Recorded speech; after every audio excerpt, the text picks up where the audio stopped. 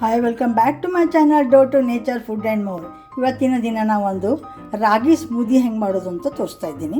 ಇದಕ್ಕೆ ಏನೇನು ಸಾಮಗ್ರಿಗಳು ಬೇಕಾಗ್ತಾವೆ ಅಂದರೆ ನೋಡಿ, ರಾಗಿ ಹಿಟ್ಟನ್ನ 2 ಸ್ಪೂನ್ನಷ್ಟು ಹಿಂಗೆ ಬೇಯಿಸಿಟ್ಕೊಂಡಿದ್ದೀನಿ. ಆಮೇಲೆ ಇಲ್ಲಿ 2 ಡೇಟ್ಸು ಬೀಜ ತೆಗೆದು, ಆಮೇಲೆ 2 ಬಾದಾಮು ನೆನೆ ಹಾಕಿಟ್ಕೊಂಡಿದ್ದೀನಿ. ಒಂದು ಸ್ವಲ್ಪ ಸಬ್ಜಾ ತೊಗೊಂಡಿದ್ದೀನಿ, ಒಂದು ಸ್ವಲ್ಪ ಏಲಕ್ಕಿ ಪುಡಿ ಬೇಕು, ಆಮೇಲೆ ಒಂದು ಸ್ವಲ್ಪ ಜೋನಿ ಬೆಲ್ಲ, ಆಮೇಲೆ ಹಾಲು. ಇಷ್ಟು ಇದಕ್ಕೆ ಬೇಕಾಗುವ ಸಾಮಗ್ರಿಗಳು.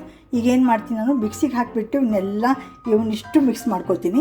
ಈ ಸಬ್ಜಾ ಒಂದು ಇಟ್ಕೊತೀನಿ. ನೋಡಿ, ಈಗ ಹಾಕ್ತಾಯಿದ್ದೀನಿ. ನೋಡಿ, ಬಾದಾಮು ಇದು ಹಾಕ್ತಾಯಿದ್ದೀನಿ.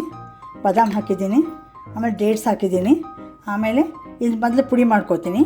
ಇದನ್ನು ಪುಡಿ ಮಾಡ್ಕೊಂಡ್ಬಿಟ್ಟು ಆಮೇಲೆ ರಾಗಿದೇನು ಏಲಕ್ಕಿ ಜೋಡಿ ಇಟ್ಕೊಂಡಿದ್ದೀನಲ್ಲ ಅದನ್ನು ಹಾಕ್ತೀನಿ. ಆಮೇಲೆ ಹಾಲು ಹಾಕಿಬಿಟ್ಟಿದ್ದನ್ನು ಮಿಕ್ಸ್ ಮಾಡ್ತಾಯಿದ್ದೀನಿ. ನೋಡಿ, ಈಗ ಏನಾಯ್ತು, ಎಲ್ಲ ಹಾಲು ಹಾಕಿ ಸಣ್ಣ ಮಾಡ್ಕೊಂಡಿದ್ದೀನಿ. ಅದಕ್ಕೆ ರಾಗಿ ಇದು ಅಂಬಲಿನ ಹಾಕಿದ್ದೀನಿ. ಆಮೇಲೆ ಈಗ ಜೋನಿ ಬೆಲ್ಲ ಹಾಕ್ತಿದ್ದೀನಿ. ನೋಡಿ, ನಿಮಗೆ ಎಷ್ಟು ಬೇಕೋ ಅಷ್ಟು ಸ್ವೀಟಿಗೆ ಹಾಕಿರಿ. ನೀವು ಹಾಕಿಬಿಟ್ಟು ಮತ್ತೊಂದು ಚೆನ್ನಾಗಿ ಮಿಕ್ಸಿ ಮಾಡಬೇಕು. ಆಗಿದೆ ಈಗ. ನೋಡಿ, ಇದನ್ನು ಸ್ಮೂದಿ ಏನು ಮಾಡ್ತಾಯಿದ್ದೀನಿ ನಾನೀಗ ಇದಕ್ಕೆ ಗ್ಲಾಸ್ಗಳಿಗೆ ಹಾಕ್ತಾಯಿದ್ದೀನಿ. ಹಾಕಿಬಿಟ್ಟು ಇದಕ್ಕೆ ಏನು ಮಾಡ್ತೀನಿ, ಇದನ್ನು ಹಾಕ್ತೀನಿ. ಸಬ್ಜಾ ಹಾಕ್ತಾಯಿದ್ದೀನಿ.